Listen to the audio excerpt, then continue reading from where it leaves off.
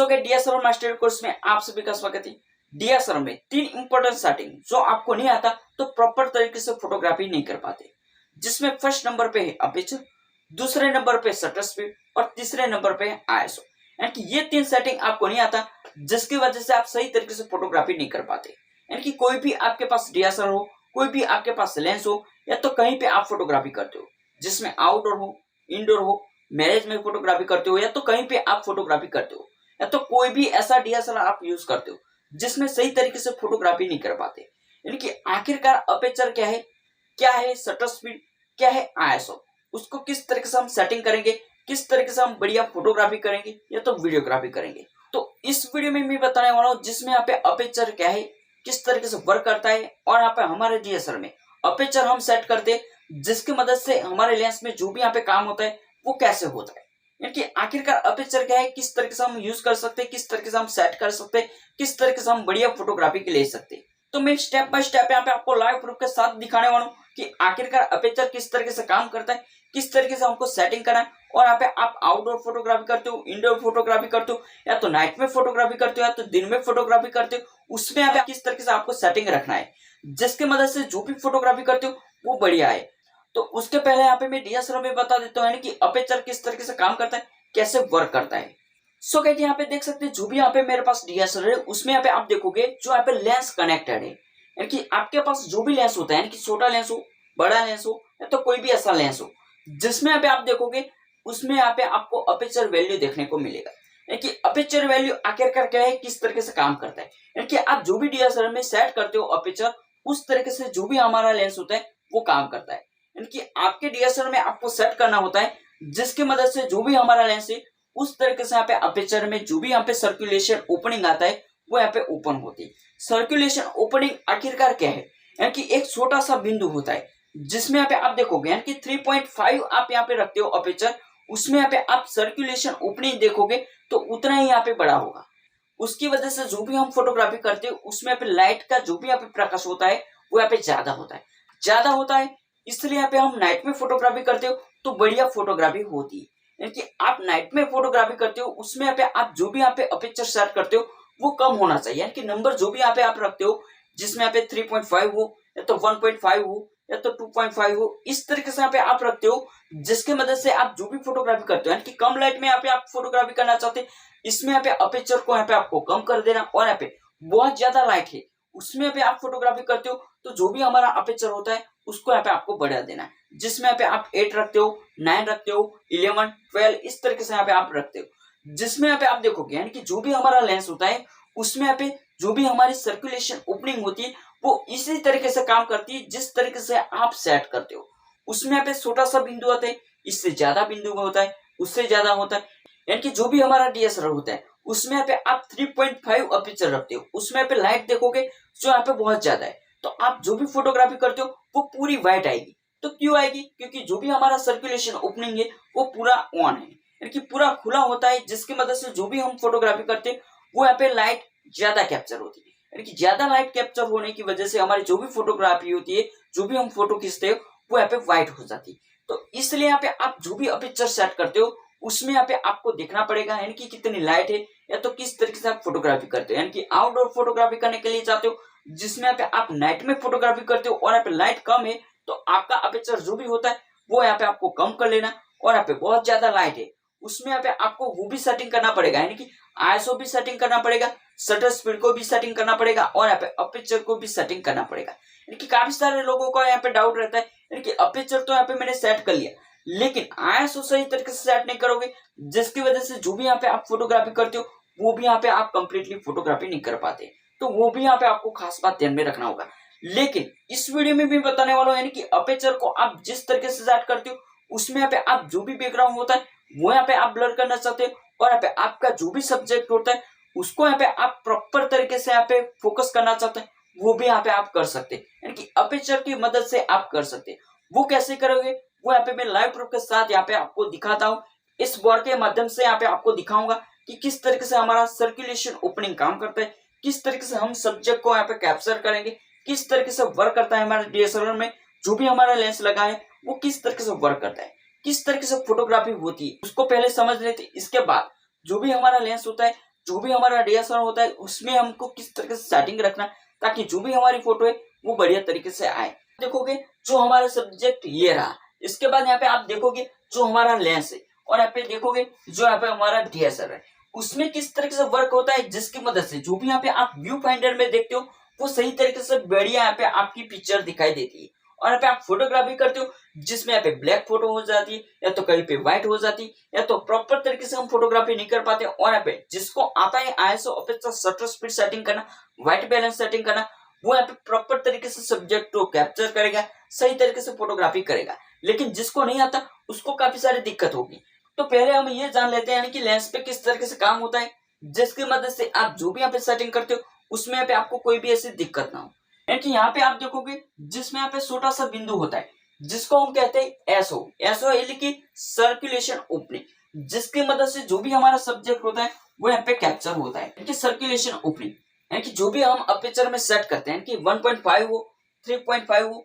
4.5 हो, इस तरीके से हम सेट करते हो जिसकी मदद से जो भी हमारा सर्कुलेशन ओपनिंग है वो यहाँ पे जो भी हम फोटोग्राफी करते हो उसमें यहाँ पे जो भी हमारी पिक्चर क्वालिटी में यहाँ पे लाइट होती है वो यहाँ पे ज्यादा कैप्चर करेगा, ज्यादा कैप्चर करेगा। उसकी मदद से जो भी हमारी फोटो है वो यहाँ पे व्हाइट आएगी। तो आपको पता चल गया है कि जो भी हम अपर्चर सेट करते हैं उसमें यहाँ पे जितना कम नंबर रखेंगे उतनी ज्यादा हमारी लाइट कैप्चर होगी और यहाँ पे जितना नंबर हम ज्यादा बढ़ाएंगे उतनी लाइट यहाँ पे कम होगी। यानी कि उतनी लाइट यहाँ पे जो भी हमारे सब्जेक्ट पे पड़ेगी वो यहाँ पे कम होगी, जिसकी मदद से जो भी हम फोटोग्राफी करते हो वो यहाँ पे ब्लैक होती है। तो आपको पता चल गया यानी कि जो भी हम अपर्चर सेट करते हो उसमें यहाँ पे नंबर कम होता है, यानी कि 1.5 हो, 2.5 हो, 3.5 हो या तो 3 पॉइंट हो, इस तरीके से आप रखते हो जिसकी मदद से जो भी आपकी पिक्चर है जिसमें यहाँ पे आप नाइट में फोटोग्राफी करते हो तो इस तरीके से आप सेटिंग कर सकते हैं। यानी कि आप बहुत ज्यादा लाइट में फोटोग्राफी करते हो या तो दिन में फोटोग्राफी करते हो उसमें आपका अपर्चर जो भी होता है उसमें यहाँ पे आप 8,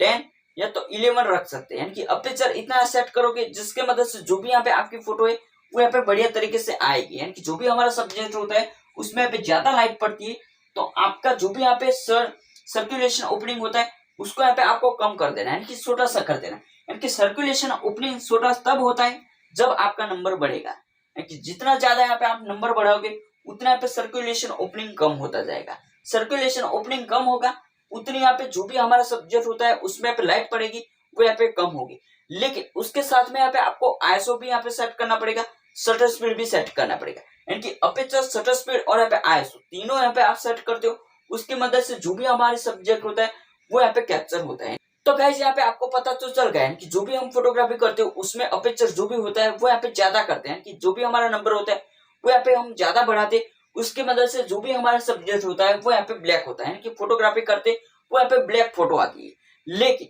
हमारा अपर्चर जो भी होता है वो यहाँ पे हम कम कर देते हैं, यानी कि जिसकी मदद से जो भी हम फोटोग्राफी करते हैं वो यहाँ पे फोटो व्हाइट आएगी। लेकिन आपको वो भी सेटिंग करना पड़ेगा जिसमें यहाँ पे शटर स्पीड हो, आईएसओ, यानी कि तीनों को आप सेट करते हो जिसके मदद से जो भी हमारा सब्जेक्ट होता है उसमें जो भी हमारी लाइट पड़ती है, यानी कि इस वाले सब्जेक्ट में जो भी हमारी लाइट होती है वो प्रॉपर तरीके से यहाँ पे लाइट तो होती है। लेकिन जो भी हमारा फोटोग्राफर होता है, जो भी हमारा डीएसएलआर होता है उसमें तब फोटोग्राफी अच्छी होती है जब हम तीनों सेटिंग करते हैं। तो गाइस यहाँ पे आपको 3 सेटिंग नहीं आता तो आप प्रॉपर तरीके से फोटोग्राफी नहीं कर पाएंगे। यानी कि आईएसओ, अपर्चर, शटर स्पीड वो तीनों आपको सेटिंग आना चाहिए तो ही यहाँ पे आप बढ़िया तरीके से फोटोग्राफी करोगे। क्योंकि जो भी हमारा सब्जेक्ट होता है उसमें यहाँ पे ज्यादा से ज्यादा लाइट तो पड़ती है, लेकिन आपको नहीं पता कि आईएसओ किस तरीके से रखना है, यानी तो कितना रखना है, या तो अपर्चर कितना रखना है, या तो किस तरीके से सेटिंग करना है, जिसकी मदद से आप दोनों तरीके से काम कर सकते हैं। यानी कि अपर्चर तो आप सेटिंग करते हो जिसमें जो भी हमारा सब्जेक्ट होता है उसका बैकग्राउंड जो भी होता है वो यहाँ पे आप ब्लर भी कर सकते हैं और यहाँ पे आपका जो भी सब्जेक्ट होता है वो प्रॉपर तरीके से फोकस भी कर सकते हैं। इस तरीके से फोटोग्राफी तब करोगे जब यहाँ पे आपको तीनों सेटिंग आता होगा। तो गाइस यहाँ पे हम पहले ये समझ लेते हैं कि जो भी हमारा सब्जेक्ट होता है वो यहाँ पे उल्टा दिखाई देता है। यानी कि यहाँ पे देखोगे जो हमारा लेंस यहाँ पे काम करता है वो यहाँ पे उल्टा दिखाई देता है, यानी कि जो भी हमारा सब्जेक्ट होता है वो यहाँ पे उल्टा दिखाई देता है। इसके बाद यहाँ पे इस तरीके से जाता है, इसमें यहाँ पे आप देखोगे तो भी हमारा सब्जेक्ट यहाँ पे उल्टा दिखाई देता है। लेकिन यहाँ पे देखोगे यानी कि यहाँ से यहाँ तक यहाँ पे हमारी फोटोग्राफी आती है, यानी कि हमारा सब्जेक्ट यहाँ पे आता है तब हमारा जो भी सब्जेक्ट होता है वो यहाँ पे कंप्लीट हो जाता है, यानी कि सही तरीके से दिखाई देता है। उसकी मदद से यहाँ पे जो भी हमारा शटर होता है वो सही तरीके से कैप्चर करता है। तो आपको ये भी पता होना चाहिए कि डीएसएलआर में किस तरीके से काम होता है। तो डीएसएलआर में इस तरीके से काम होता है क्योंकि व्यू फाइंडर में हम देखते हैं हमारा सब्जेक्ट जो भी होता है वो इसी तरीके से हमको दिखाई तो देता है, लेकिन हमारा लेंस जो भी होता है उसमें इस तरीके से नहीं दिखाई देता। लेकिन उसमें किस तरीके से दिखाई देता वो यहाँ पे मैं समझाने की कोशिश करता हूँ फिर से।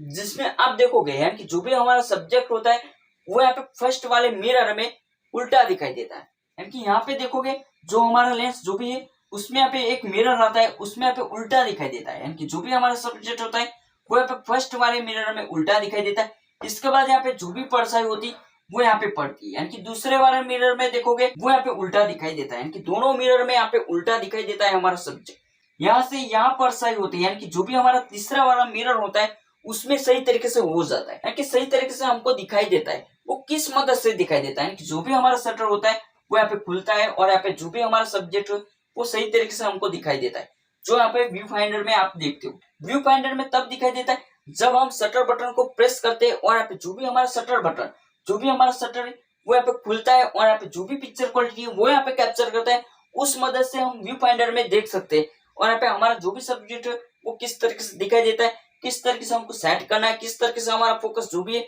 वो सेट करना है, वो हम जान सकते हैं व्यू फाइंडर की मदद से, या तो जो भी हमारा यहाँ पे डिस्प्ले होगा उसकी मदद से हम जान सकते हैं। लेकिन जो भी हमारा शटर होता है वो यहाँ पे कैप्चर करता है, जो भी हमारी फोटोग्राफी है वो कैप्चर कौन करता है, शटर। तो गाइस यहाँ पे आपको पता चल गया कि आखिरकार हमारा डीएसएलआर किस तरीके से काम करता है, किस तरीके से वर्क करता है।